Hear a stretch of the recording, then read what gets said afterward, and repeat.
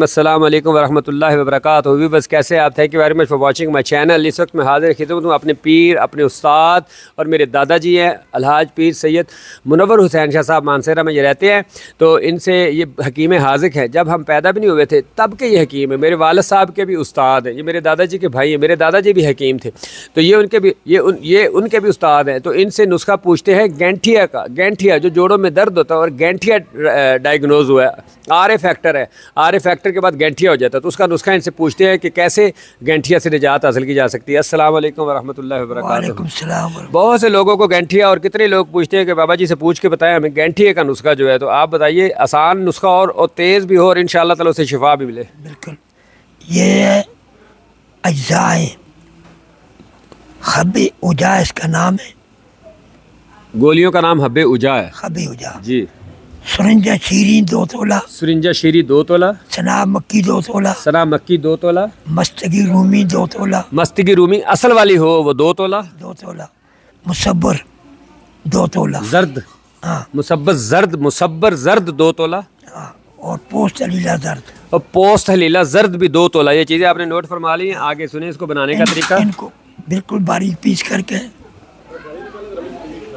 हाँ, चले जी, बनाने का तरीका आपको बताते हैं। आपने नुस्खा तो सुन लिया, बनाना कैसे। तो पिछला नुस्खा जो ये मुसब्बर वाला पोस्ट हलीला जर्द 2 तोला, हाँ, सब दुआओं को पीसना है। सब दुआओं को अलग पीस करके इनका पाउडर बना लें, मिक्स करना है। और 2 तोला उसमें रोगने बादाम मिला करके 2 तोला रोगने बादाम आप उसमें मिलाना है इन सारे पाउडर में। और इसकी गोलियां बना लो चने बराबर, चने के दाने के बराबर इसकी गोलियां बनानी है। ये गैंठिया के मरीज जिनके जोड़ों में दर्द होती है उनके लिए बता रहा हूँ। खानी कैसे है? खानी एक गोली सुबह एक शाम। और किसके साथ? नीम गर्म दूध के साथ। अरके सौंफ के साथ भी अरके सौंफ के साथ भी खा सकते हैं, दूध के साथ। एक गोली सुबह एक शाम खानी, अरके सौंफ के साथ या नीम गर्म दूध के साथ। कितने दिन ये खाएं? ये खाते रहे जब तक सही नहीं होते। आप कम से कम 40 दिन ये खाएं, जब तक सही नहीं होते। तो इंशाल्लाह अल्लाह ताला सेहत अता फरमाएगा। गंठिया जो है वो बिल्कुल दूर हो जाएगा। आपने इस वीडियो को शेयर भी करना है, लाइक भी करना है, सब्सक्राइब भी करना है। और बुजुर्गों से अगर आपने ज़ियारत करनी हो तो आपने फ़ोन करना है। और इनको इतने मैसेजेस आते हैं, मैंने इनकी वीडियो डाली थी, इतने मैसेजेस आने लगे कि जो सोए होते हैं, नमाज में होते हैं, तो आप फ़ोन कर रहे होते हैं, मैसेज कर रहे हो। ऐसा बिल्कुल नहीं करना। आपने पहले मैसेज करना है और टाइम में ख़ास वक्त है, उस वक्त उन्हें कॉल करनी जब वो इजाज़त दे, और उन्हें कॉल आप कीजिए।